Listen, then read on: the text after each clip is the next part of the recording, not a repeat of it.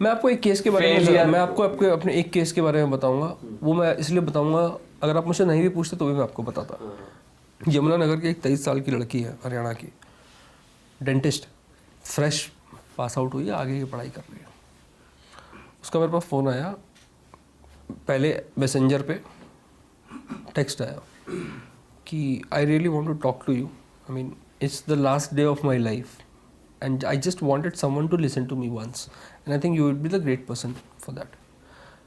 अब मैं उस वक्त किसी बहुत ज़रूरी मीटिंग में बैठा हुआ था, 8-8:15 बजे की बात है। अब मैं अगेन फिर मैं ये नहीं कह रहा मैं बहुत अच्छा हूँ, बस सबका इम्प्रॉम्प्टू रिएक्शन होता है। मैंने जैसे ही वो मैसेज देखा, मैंने फटाक से वो मीटिंग बंद कर दी। मैं कहा भाई साहब कल बात करते हैं।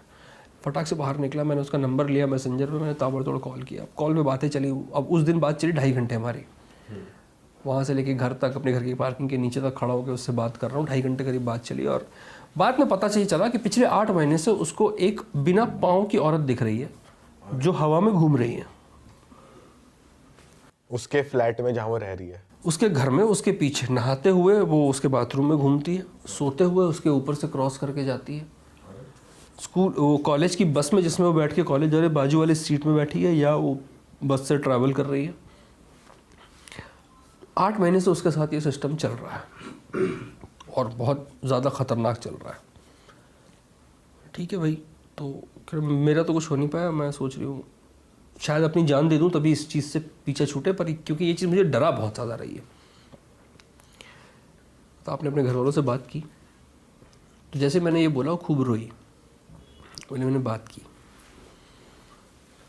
मैंने जब ये होना शुरू हुआ था तब मैंने अपने घर वालों को बोला था।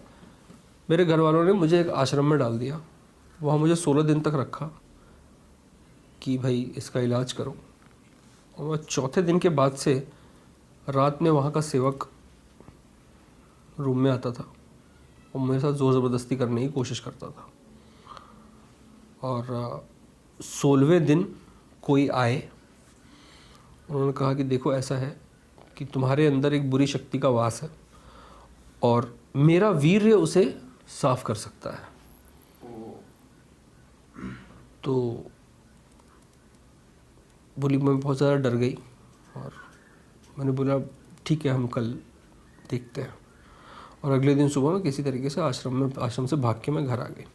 उसके बाद से मैंने दोबारा अपने घर वालों को नहीं बोला, क्योंकि मैं बोलूँगी तो वो फिर से मुझे शायद उसी जगह वापस फेंक दें। तुमने किसी से बात नहीं की अभी तक? नहीं, मेरे से नहीं हो पा रहा। तो अब ये जो तकलीफ़ है ये भी झेली नहीं जा रही, तो मैं छोड़ देती हूँ। मैंने कहा रुको थोड़ी देर बात और करते हैं ना। ऐसे करके बातचीत निकली। उस रात तो कुछ नहीं किया। अगले दिन सुबह से मैंने ही फ़ोन करना शुरू कर दिया। 15-16 दिनों तक हमारी बात चली। और मैं उससे बात क्यों कर रहा था? मैं कुछ इन्वेस्टिगेशन कर रहा था? नहीं, मैं अपनी कोई नॉलेज और रिसर्च और स्किल और टैलेंट ऐसा कुछ भी इस्तेमाल नहीं कर रहा था। मैं बस उससे बात कर रहा था। मैं बस उसको सुन रहा था कि वो क्या कहना चाहती है, वो क्या करती है, उसे क्या पसंद है, उसे क्या पसंद नहीं है, वो कहाँ जाती है, क्या खाती है, किससे बातें करती है, किस तरीके की इंसान है। बस मैं उसे सुन रहा था, इतना ही। ये जो केस था ये 3 टर्म्स में डिवाइडेड था। पहला PTSD, आसान भाषा में पोस्ट ट्रॉमेटिक स्ट्रेस डिसऑर्डर।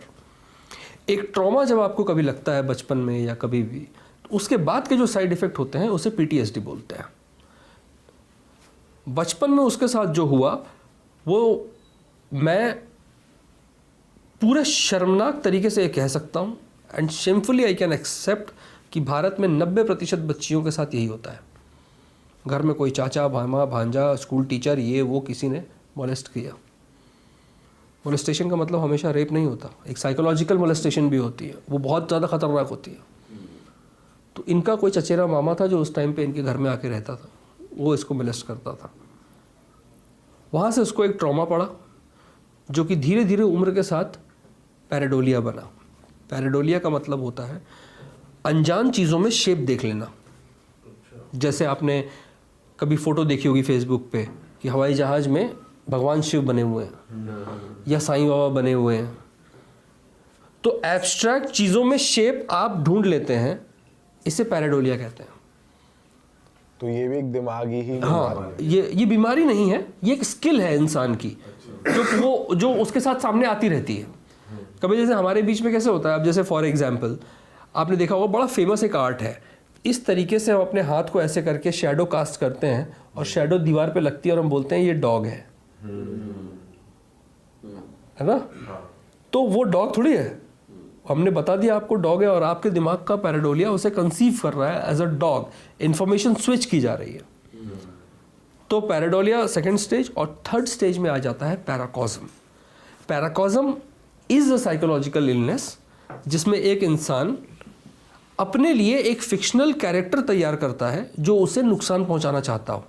ये कोई डीमन, डेविल, विच, भूत, चुड़ैल, पिशाच, कोई बड़ा गंदा सा जानवर, कुछ भी हो सकता है जो उसे नुकसान पहुंचाना चाहता हूँ, क्योंकि वो अपनी एक सुसाइडल टेंडेंसी से गुजर रहा है जिसके लिए उसने एक ऑल्टरनेट थ्योरी तैयार की है कि मैं खुद को नहीं मार सकती पर ये मुझे मारेगा।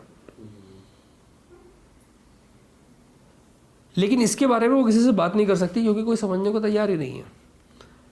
घर वाले साइकियाट्रिस्ट, साइकोलॉजिस्ट या किसी और के पास ले जाने को तैयार नहीं है। लोग पूछते हैं तुमने ज़िंदगी में क्या अचीव किया है, और मैं क्यों 5,000 करोड़ का काम छोड़ दूंगा। मैंने ये अचीव किया है, मैंने उस लड़की को बचा लिया। मैं हिम्मत दिखा के यमुनानगर गया, उसके घर पे गया, उसके माँ बाप को बैठ के सारी चीज़ें समझाई, लैपटॉप में एक प्रेजेंटेशन बना के लेके गया था प्रॉपर। शुरुआत में तो 15-20 मिनट के बाद बातचीत के बाद उसके पिताजी ने मुझसे कहा ये सब नहीं सुनना मुझे।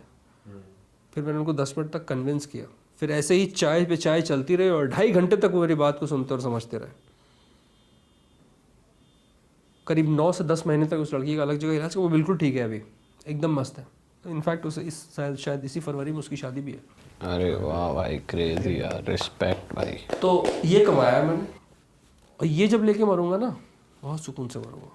पैसा आ बढ़िया जाएगा, चीज क्या हो सकती है भाई? पैसा आ जाएगा भाई, क्रेजी। पैसा आ जाएगा, पैसे की टेंशन नहीं है, पैसा आ जाएगा, जितना चाहिए है और चाहिए आ जाएगा, कोई बात नहीं। तो भाई खत्म करते हैं अब इस पॉडकास्ट को, बहुत ज्यादा